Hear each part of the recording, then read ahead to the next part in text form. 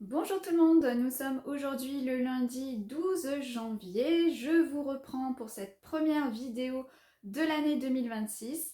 Je tenais à vous souhaiter une très belle année. Je vous adresse tous mes meilleurs vœux. J'espère que cette année sera remplie de plein de bonnes choses pour vous, de découvertes livresques, puisque ici nous sommes principalement sur une chaîne qui parle de livres. Je me souhaite également d'avoir de belles découvertes livresques, de beaux coups de cœur. Et bien sûr d'avoir la santé, c'est très important, parce qu'en général quand on a la santé, tout le reste suit assez naturellement. Et voilà, je vous souhaite que vos souhaits se réalisent, que tous vos projets se concrétisent. Je commence un nouveau vlog dans cette nouvelle année. J'aime toujours faire des vlogs et partager du contenu avec vous, donc ça n'a pas changé. Alors, la première chose que je vais vous montrer, ce sont mes cadeaux de Noël, puisque voilà, j'attendais de commencer un vlog pour vous les montrer. Donc c'est parti, je vous montre ça tout de suite. Pour Noël, j'ai eu en cadeau notamment 2 livres. Le premier, c'est La fille aux dahlias de Tessa Collins. C'est le premier tome de la série Le parfum des fleurs sauvages aux éditions Charleston. Ça fait des mois que ce livre est sorti et à chaque fois je voulais l'acheter, mais voilà, j'ai été très raisonnable en 2025, puisqu'avec mon mari on avait donc le projet d'acheter la maison, donc on faisait très attention à toutes nos dépenses. Et du coup, j'ai très peu acheté de livres en 2025.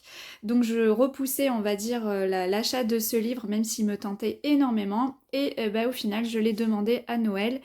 Et je suis trop contente de l'avoir eu, puisque c'est un premier tome d'une saga familiale qui a tout pour me plaire, puisque lorsque j'ai lu le résumé, ça m'a donné très très envie. Et surtout la phrase de fin qui dit le premier tome d'une saga spectaculaire pour les fans des 7 sœurs de Lucinda Riley. 5 cousines, 5 continents, 5 fleurs et un grand secret. Voilà, donc ça a tout pour me plaire. Apparemment, on va partir au Mexique. Bref, je n'ai pas trop envie de relire le résumé. Je voudrais me plonger dans cette histoire comme ça. Mais autant vous dire que celui-ci ne va pas traîner dans ma palle. J'ai très très envie de le lire. Et le deuxième roman que j'ai eu, c'est Agatha Raisin, le tome 16, Jamais 203 de MC Beaton aux éditions Albin Michel. Je continue doucement mais sûrement ma découverte des Agatha Raisin, qui est une série de cosy mystery que j'adore.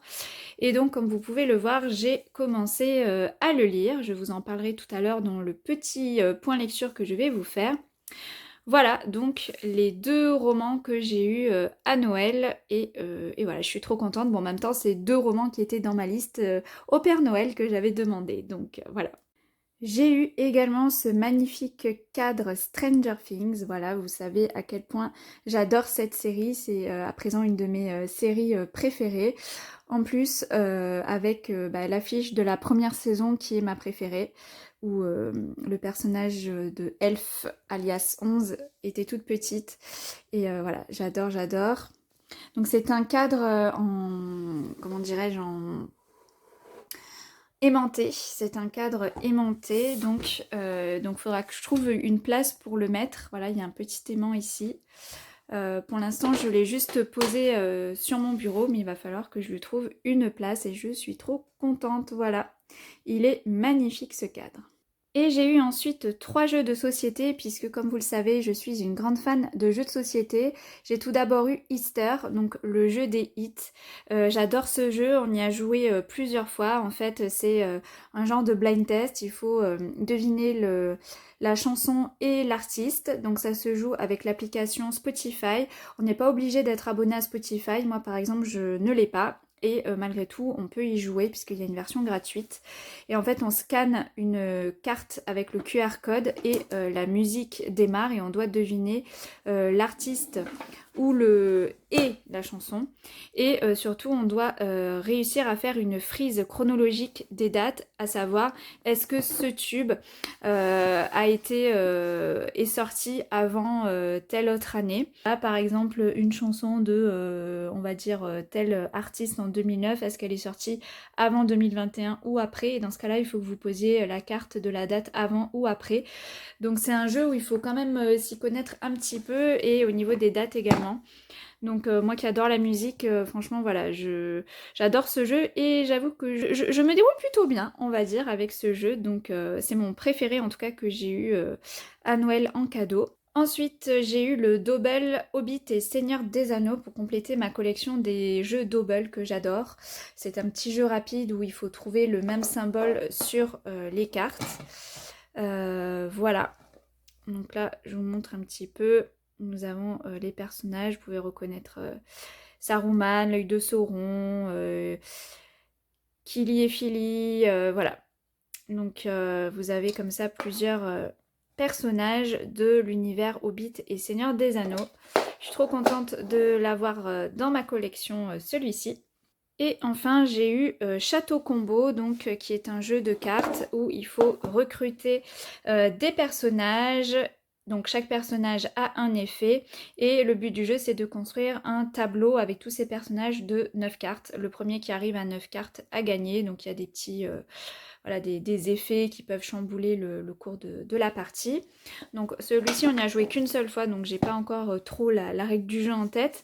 Mais voilà, je suis très contente d'avoir eu ces 3 jeux pour Noël. Je voulais à présent vous faire un petit point lecture sur mes lectures de décembre et de début janvier.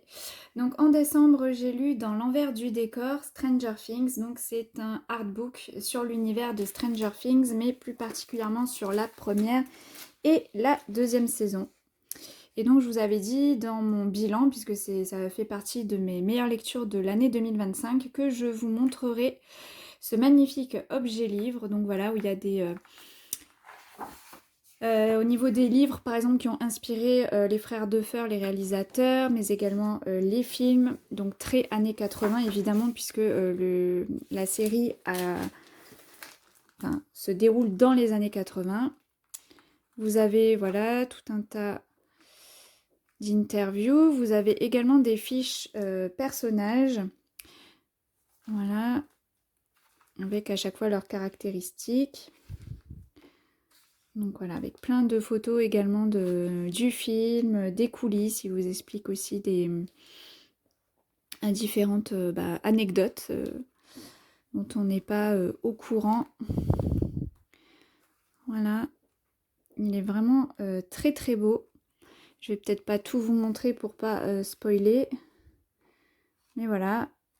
Donc ouais, un très très bel ouvrage que j'ai absolument adoré, que j'ai vraiment pris plaisir à feuilleter, enfin même pas à feuilleter, à lire, parce que j'ai vraiment tout lu. Et même voilà, la couverture, le côté un peu livre abîmé, on a l'impression qu'il date vraiment des années 80, c'est vraiment bien trouvé cette idée. Voilà, moi j'ai adoré cet ouvrage que je vous recommande si vous êtes fan comme moi de Stranger Things. Ensuite, j'avais également lu le tome 4 de la série Le Grimoire d'Elphie, donc le trésor de la tricomancienne de Arleston Alouette et Minnie Ludwin. J'ai bien aimé ce tome 4, comme toujours je prends plaisir à lire l'histoire de Elphie et de ses sœurs. Donc là, elles partent à la montagne voir leur grand-père qui perd un petit peu la tête. Et donc voilà, il arrive quelques aventures. J'aime toujours beaucoup les illustrations. J'ai bien aimé le lieu dans la montagne. Voilà, c'est toujours un plaisir pour moi de me plonger dans un tome du Grimoire d'Elphie. Je m'achèterai la suite d'ailleurs très prochainement. Et j'ai fait la bascule 2025-2026 avec le deuxième tome de la saga Le secret des agapantes, Stella et Hortense de Clarisse Sabar aux éditions Charleston. Il était dans ma pile à lire depuis un petit moment. Il est sorti... il me semble qu'il est sorti au printemps 2025. Je ne l'avais pas acheté tout de suite. Et ensuite, il a un tout petit peu traîné dans ma palle. Donc je l'ai lu et alors... Avec le secret des agapantes, c'est dommage parce que je n'arrive pas à adorer cette saga. Moi qui suis très saga familiale, secret de famille, c'est vraiment mon genre de livre préféré, j'adore ça. Le tome 1 m'avait déjà fait cet effet-là et le tome 2 me fait le même effet. Je ne sais pas pourquoi, je n'arrive pas à accrocher autant que je le voudrais, voilà, avec cette série. Il y a beaucoup de personnages, je pense que c'est peut-être ça aussi qui me perd, que ce soit dans le présent comme dans le passé, donc des fois je suis un petit peu perdue. Je dois à chaque fois me rappeler qui est ce personnage par rapport à qui. Et oui, je ne suis peut-être pas autant attachée aux personnages principaux. Donc là, on suit essentiellement des femmes, donc Stella dans le présent et Hortense dans le passé. Peut-être aussi que les lieux ne me font pas autant rêver, puisque bah, là il s'agit de la France, plus particulièrement de la Normandie, puisque la maison Les Agapantes se situe en Normandie. On va aller aussi donc à Londres en Angleterre, mais aussi à New York. Bon, c'est peut-être des endroits aussi qui me font pas autant rêver et voyager que si on partait à l'autre bout du monde, comme j'ai pu lire dans d'autres sagas familiales, et ça participe beaucoup, je trouve, au côté passionnant de l'histoire. Mais là, je sais pas, ouais, l'histoire ne m'emporte pas plus que ça. Je passe toujours un bon moment, hein, les 2 tomes pour ça m'ont fait le même effet. C'est voilà, j'aime bien lire cette histoire, j'aime bien voir ce qui se passe pour les personnages, mais il me manque clairement quelque chose pour adorer et pour être à fond, à vouloir tourner les pages à toute allure, quoi. Voilà, comme ça a pu me le faire pour les 7 sœurs de Lucinda Riley par exemple, ou d'autres sagas familiales que j'ai lues qui étaient aussi en one shot. Donc là, ben, on va suivre Stella qui va partir sur les origines de sa grand-mère Hortense. Et on va voir toute l'histoire de sa grand-mère Hortense qui a eu une vie vraiment très palpitante, surtout au début, donc entre la vingtaine et la trentaine. Hein, c'est à peu près, on va la suivre à peu près sur une dizaine d'années, et c'est vrai qu'il lui est arrivé quand même pas mal d'aventures à Hortense.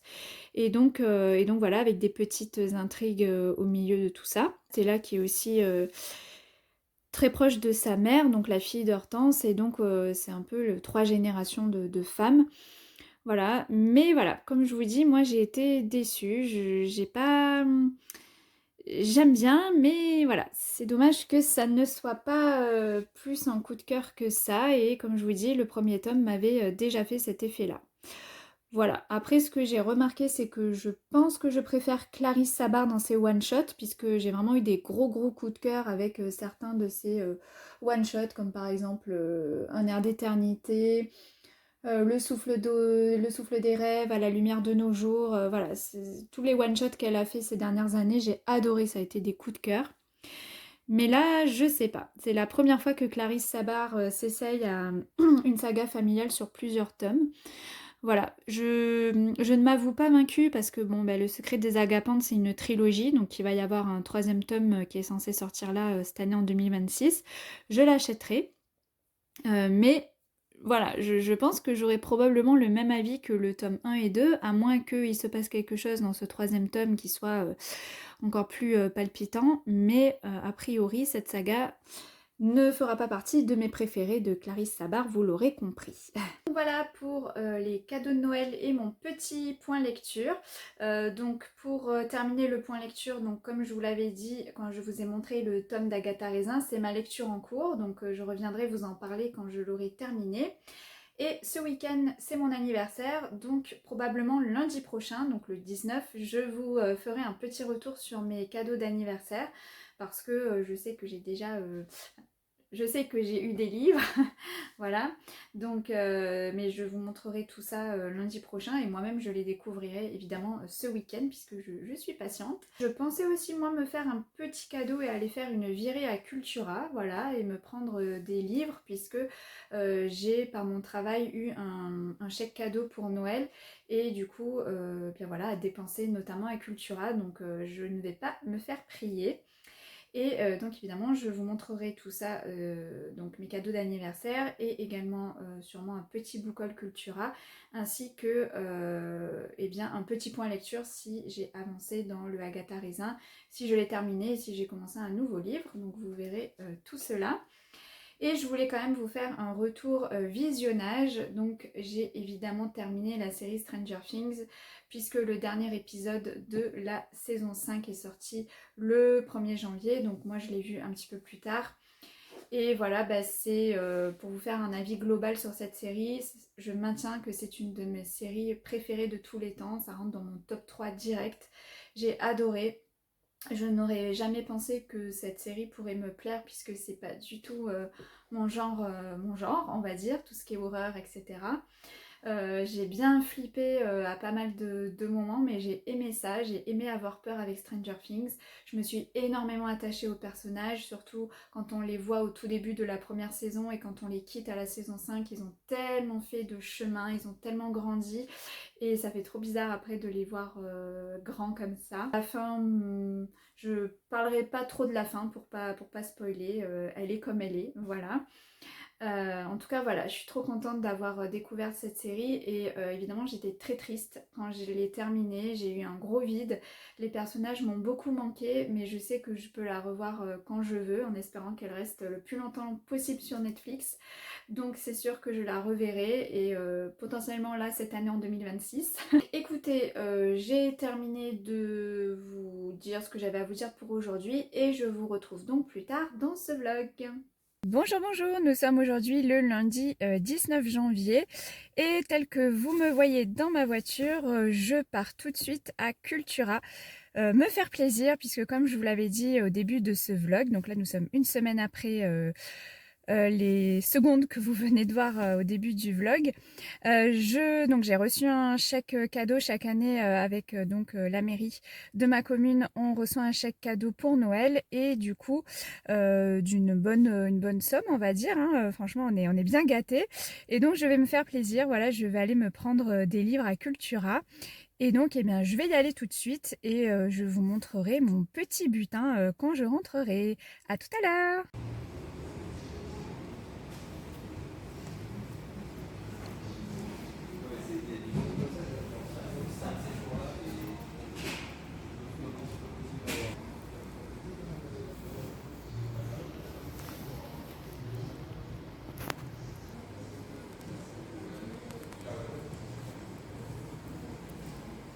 Et me voici de retour avec mon petit butin, je me suis vraiment fait plaisir, j'avais une belle somme à dépenser, du coup voilà j'ai pris tout ça, donc je suis ravie. En plus ça fait très longtemps que je n'ai pas fait de craquage en termes de lecture, donc là j'aurai de quoi faire. Je suis trop contente que tous ces livres aient rejoint ma pile à lire, ce sont des livres que j'ai vraiment envie de lire. Donc autant vous dire qu'ils ne vont pas traîner dans ma palle et je vais vous montrer donc tout de suite ce que j'ai pris. Tout d'abord, j'ai pris 3 Cozy Mystery parce que c'est un genre de livre que j'aime beaucoup lire de plus en plus. Le premier, vous le connaissez déjà, c'est Meurtre à la page de T.A. Williams, puisqu'il a fait partie de mon top de mes meilleures lectures de l'année 2025, sauf que je l'avais emprunté à la médiathèque et donc je ne l'avais pas en ma possession, donc c'est chose faite. Je suis très contente qu'il rejoigne ma collection de livres et j'espère que le tome 2 sortira bientôt. Ensuite, j'ai pris Un rendez-vous à mourir de E.V. Hunter aux éditions City. Donc là, nous suivons une journaliste d'investigation qui perd son emploi et donc qui va quitter Londres pour aller vivre à la campagne. Elle va rejoindre des amis. Voilà, c'est ça. Et en fait, il y a une de leurs amies qui a disparu. Donc voilà, elle va mener l'enquête. Il va y avoir donc des secrets enfouis, etc. etc. Donc c'est tout à fait le genre de Cozy Mystery qui pourrait me plaire. Donc j'ai craqué pour celui-là. Donc apparemment c'est le premier tome d'une série. Elle en a fait d'autres dans cette série-là. Et j'ai également pris le premier tome d'une autre série de Cozy Mystery. L'été meurtrier d'Oxford. Donc le premier tome s'appelle Beauté fatale de H.Y. Anna. Donc celui-ci je l'avais vu passer sur des chaînes booktube que je suis et du coup voilà, il m'avait donné envie de le découvrir.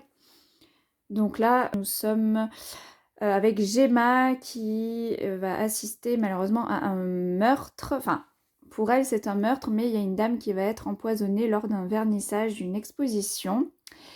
Et du coup, elle pense évidemment que cette femme a été assassinée et donc elle va être aidée d'un inspecteur et de 4 vieilles commères. Donc voilà. Ça, c'est le genre que j'aime lire, le cozy mystery comme ça, donc je suis trop contente. Donc évidemment celui-là, je l'ai déjà lu, donc il fait pas partie de ma palle, mais j'ai très hâte de lire ces deux-là. Voilà, j'aime beaucoup beaucoup le cozy mystery, c'est vraiment un genre que j'aimerais lire de plus en plus, donc je voulais en avoir un peu plus dans ma palle. J'ai ensuite pris le Club des livres interdits de Kate Thompson.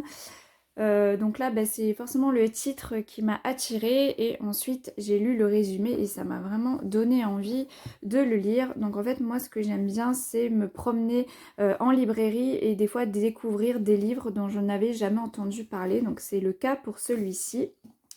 Et donc ça se passe pendant la Deuxième Guerre mondiale sur l'île de Jersey, donc durant l'occupation allemande. Du coup, il y a les nazis qui demandent à Grace de détruire tous les livres. Donc Grace est la bibliothécaire de l'île de Jersey, mais plutôt que de brûler les livres, Grace va les cacher et elle va créer par le même temps un club de lecture. Donc voilà, c'est la résistance. Résister et espérer grâce au pouvoir des livres. Donc évidemment, c'est un sujet qui me parle beaucoup en tant que bibliothécaire. Je pense que je vais m'identifier au personnage et j'aime bien tout ce qui est le thème de la Seconde Guerre mondiale. C'est un sujet qui me touche toujours beaucoup.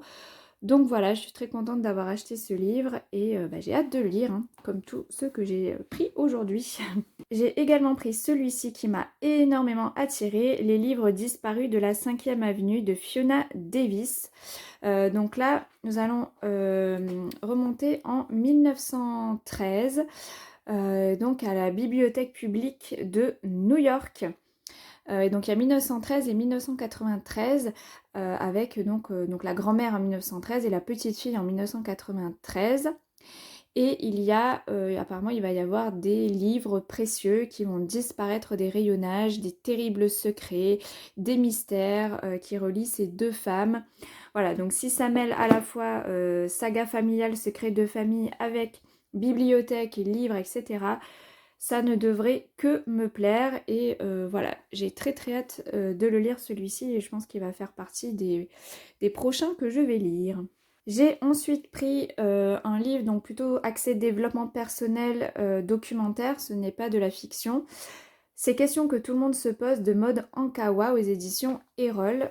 Donc ce livre, je l'avais déjà vu passer sur les réseaux sociaux, enfin sur Instagram, puisque j'adore Kilomètre Zéro, il fait partie de mes livres préférés. C'est un livre qui m'a vraiment fait du bien au moment où je l'ai lu et qui m'a vraiment fait réfléchir. Et donc je suis un petit peu ce que fait Maud Ankawa. Et donc voilà, elle a écrit en fait, donc je crois que c'est en collaboration avec une dame voilà, qui fait une émission qui s'appelle Ces questions que tout le monde se pose, donc sous forme de podcast. Voilà, et du coup il y a plein de sujets comme ça sur bah voilà, le développement personnel, garder confiance en soi, etc. Et bon, c'est toujours des sujets, moi, qui me parlent puisque je ne cesse de travailler sur moi tout au long de ma vie pour, bah voilà, le but c'est de s'améliorer, je ne veux surtout pas stagner. Donc d'un point de vue personnel, je souhaite vraiment bah, travailler sur moi, etc. comme je le disais. Et ce livre m'a bien attirée.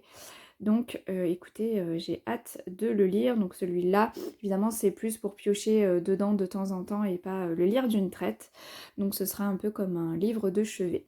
Et donc pour terminer, je me suis fait en cadeau, on va dire. Donc le Grimoire d'Elphie, le tome 5, Les Reflets de Walpurgis et le tome 6, Le Sortilège Corse. C'est les deux derniers tomes sortis à ce jour du Grimoire d'Elphie, qui est, comme vous le savez, une série de BD jeunesse que j'adore, qui faisait aussi partie de mon top de mes meilleures lectures de l'année 2025. Il me manque à lire ces deux derniers tomes et j'ai très très hâte de les découvrir. Donc là aussi, ce sera lu très rapidement. Comme je vous le disais en tout début de vlog, ce week-end c'était mon anniversaire. Du coup, eh bien, je vais également vous faire un petit book haul de ce que j'ai eu, enfin de certains des cadeaux que j'ai eu pour mon anniversaire. Je ne vais pas tout vous montrer, juste ce qui est intéressant pour vous dans ce vlog. J'ai été bien gâtée, je suis trop contente. Donc tout d'abord, j'ai eu deux livres de Freda McFadden, La femme de ménage voit tout, qui est donc considéré comme un genre de tome 3 pardon, de La femme de ménage, et La psy. Voilà, c'est deux livres que je voulais absolument lire. Bah, déjà, La femme de ménage, évidemment, j'ai adoré le tome 1 et 2, donc il fallait que j'ai ce 3. Et j'avais lu La prof que j'avais beaucoup aimé, donc j'avais très envie de lire La psy. Donc je suis trop contente de les avoir eus pour mon anniversaire. Trop contente aussi d'avoir eu ce jeu de société TTMC2, donc j'avais le 1 déjà depuis quelques années, et là on m'a offert le 2 et je suis trop contente. C'est un jeu de société que j'adore, donc un jeu de culture générale comme un Trivial Poursuite mais amélioré, puisque là c'est un jeu où on s'auto-évalue, donc vous avez des thèmes, et par exemple si on vous dit vous vous mettez combien en littérature étrangère, et bien entre 1 et 10. Si vous estimez que vous êtes très fort en littérature étrangère, vous pouvez demander à ce qu'on vous pose la question 8 par exemple, qui est 8, 9, 10, qui sont des questions assez pointues. Et si vous pensez que vous n'êtes vraiment pas doué dans cette catégorie, et vous dites une question de niveau 1, 2, et là forcément ce sera des questions beaucoup plus simples, et vous avancez comme ça sur le plateau du nombre de cases que vous avez où vous avez répondu bon aux questions. Et voilà comment se présente le plateau de jeu. Donc voilà, ça fait comme un serpentin, et là quand vous arrivez ici, vous avez gagné. Voilà, et là vous avez toutes les questions. Donc je suis trop contente d'avoir eu ce jeu TTMC, ça fait partie un peu de mes jeux chouchous. Donc trop contente d'avoir cette version 2 avec beaucoup plus de questions et des nouvelles questions surtout. J'ai également eu ce petit jeu Momo, la bataille des mots, il a l'air trop bien. Je ne l'ai malheureusement pas encore testé, enfin j'ai pas eu le temps, faut dire que je l'ai eu avant-hier, donc on n'a pas eu le temps de le tester. Mais il a l'air super chouette. Donc en fait il faut, dans Momo, on cherche le plus vite possible des mots qui contiennent toutes les lettres bleues, mais attention, il ne faut pas un mot qui contienne la lettre D. Ici par exemple vous avez le F et le R, vous pouvez dire ferry mais pas frigidaire parce qu'il y a un D. Voilà. Et là apparemment il y a des cartes un peu pièges. Voilà, ça a l'air très chouette. Moi j'adore les jeux de mots, donc j'ai très hâte de le tester. Et pour terminer, j'ai eu ce magnifique puzzle de 1000 pièces, donc avec ce très beau renard très stylisé. Voilà, il est vraiment très très beau. Donc moi les puzzles, ça fait très longtemps que j'en ai pas fait, mais c'est une activité que j'aimais bien faire quand je m'y mettais. Donc écoutez, là comme je l'ai eu en cadeau, eh bien je vais le faire. Et je prendrai le temps en tout cas de faire ce puzzle. Je suis très contente, il est magnifique, et après pourquoi pas le mettre en déco, l'encadrer, et ça ferait un très joli cadre. Voilà, donc comme vous pouvez le voir, j'ai été vraiment très gâtée entre Noël et mon anniversaire, et donc les petits cadeaux de livres que je me suis fait ce matin à Cultura. Franchement, ça faisait bien longtemps que je ne vous avais pas montré autant de livres. Voilà, de faire des book hauls comme ça, c'est très rare parce que je me contente à peu près de ce que j'ai. J'achète très peu de livres, et en plus, maintenant que je travaille dans une médiathèque, j'avoue, j'achète beaucoup moins puisque je lis les livres aussi de la médiathèque. Donc c'est vrai que là ça faisait très longtemps que je vous avais pas proposé ce genre de contenu. J'espère en tout cas que cette vidéo vous aura plu. Dites-moi dans les commentaires si vous avez déjà lu l'un de ces livres, voilà ce que vous en avez pensé, si vous avez aimé ou pas, si vous avez hâte d'avoir mon avis sur l'un des livres là que j'ai pris ce matin ou que j'ai eu en cadeau. Et au niveau des jeux de société aussi, si vous en connaissez certains, n'hésitez pas à partager tout ça dans les commentaires avec moi, je serai ravie de vous répondre. N'hésitez pas non plus à mettre un petit j'aime sur la vidéo si vous avez aimé, et je vous remercie pour votre fidélité, et voilà, il y a vous tous qui me suivez au fur et à mesure des années, qui suivez mes petites aventures, ça me fait extrêmement plaisir. Et bien je vous dis donc à bientôt, et voilà, on se retrouvera dans un prochain vlog où je vous parlerai de mes lectures en cours et de mes lectures à venir. A très bientôt, bye bye.